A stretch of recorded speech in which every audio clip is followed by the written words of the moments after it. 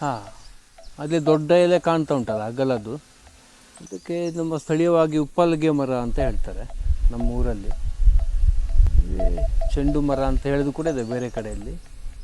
ಉಪ್ಪಲ್ಗೆ ಮರ ಅಂತ ಭಾರೀ ಸುಮಾರು ಹೂವಾಗುತ್ತೆ ಅದರಲ್ಲಿ.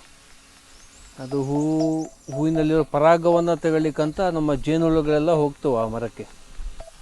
ಮಕರಂಗ ಪೆಲ್ಟಾಟ ಅಂತ ಹೆಸರು. ಈಗ ಹೂ ಮುಗಿತಾ ಬಂತು ಅದರದ್ದು ಸೀಸನ್. ಒಂದು ಕಡೆಯಲ್ಲಿ ಒಂದು ಕಾಡು ನಾಶ ಆಯಿತು ಅಂತ ಆದರೆ, ಅಥವಾ ಒಂದು ಕಾಡಿನ ಮಧ್ಯದಲ್ಲಿ ಡಿಸ್ಟರ್ಬೆನ್ಸ್ ಆಯಿತು, ಕಾಡು ಕಡಿದ್ರು ಅಂತ ಆದರೆ, ಮೊದಲನೇದಾಗಿ ಅದು ಫಸ್ಟ್ ಬರುವಂಥದ್ದು ಮರಗಳಲ್ಲಿ ಇದು ಒಂದು ಪಯನಿಯರಿಂಗ್ ಟ್ರೀ ಅಂತ ಹೇಳ್ಬೋದು, ಮಕರಂಗ ಪೆಲ್ಟಾಟ.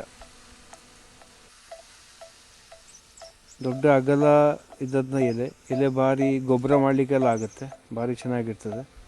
ಅದರ ಹರೆಯಲ್ಲಿ ಅಥವಾ ಗೆಲ್ಲಲ್ಲಿ ನಮಗೊಂದು ಕೆಂಪು ಬಣ್ಣದ ಅಂಟು ಸಿಗುತ್ತೆ. ಅದು ಅಂಟನ್ನು ಬೇರೆ ಬೇರೆ ಔಷಧಿಗಾಗಿ ಬಳಸ್ತಾರೆ. ನೋಡಿ, ದೂರದಿಂದ ಕಾಣುವಾಗ ಈ ಮರದಲ್ಲಿ ಸಾಧಾರಣ ಮಾವಿನ ಎಲೆ ಥರ ಕಾಣ್ತದೆ, ಆದರೆ ಇದು ಮಾವಲ್ಲ, ಗುಳು ಮಾವು ಅಂತ ಹೇಳ್ತಾರೆ. ವೈಜ್ಞಾನಿಕ ಹೆಸರು ಕೂಡ ಬೇರೆನೇ ಇದರದ್ದು, ಪರ್ಸಿಯಾ ಮಕ್ರಾಂತ ಅಂತ ಕರೆಯೋದು. ಇದರ ತಪ್ಪೆನೆಲ್ಲ ಭಾರಿ ಔಷಧಿಗೆಲ್ಲ ಭಾರಿ ಉಪಯೋಗಿಸ್ತಾರೆ. ಎಲುಬು ಜೋಡಣೆಗೆ ಅದಕ್ಕೆಲ್ಲ ಭಾರಿ ಉಪಯೋಗ ಬರುತ್ತೆ ಅದರ ತಪ್ಪೆ ಅಂದರೆ ತೊಗಟೆ. ಈ ಸಮಯದಲ್ಲಿ ಹೂ ಆಗುತ್ತೆ, ಅಂದರೆ ನವಂಬರ್, ಜನವರಿ, ಫೆಬ್ರವರಿ ಟೈಮಲ್ಲಿ, ಡಿಸೆಂಬರ್, ಜನವರಿ, ಫೆಬ್ರವರಿ ಟೈಮಲ್ಲಿ ಹೂ ಆಗೋದು. ನಿಮಗೆ ಕಾಯಿ ಕೂಡ ಮಾರ್ಚ್, ಏಪ್ರಿಲ್, ಮೇ ಆ ಟೈಮಲ್ಲಿ ಹೂ ಸಿಗುತ್ತೆ, ಕಾಯಿ ಸಿಗುತ್ತೆ. ಆ ಟೈಮಲ್ಲಿ ಹಣ್ಣಾಗುವಂಥದ್ದು. ಈ ಹೂವಿಗೆ ಕೂಡ ಜೇನು ಹುಳುಗಳೆಲ್ಲ ಭಾರೀ ಬರ್ತವೆ, ಮುತ್ತಿಗೆ ಹಾಕ್ತವೆ. ಹೋದ ವರ್ಷ ಅದರದ್ದೇ ಇಲ್ಲಿ ಶಬ್ದ ಕೇಳ್ತಾ ಇತ್ತು ನಮ್ಮ ನರ್ಸರಿ ಪಕ್ಕದಲ್ಲಿ.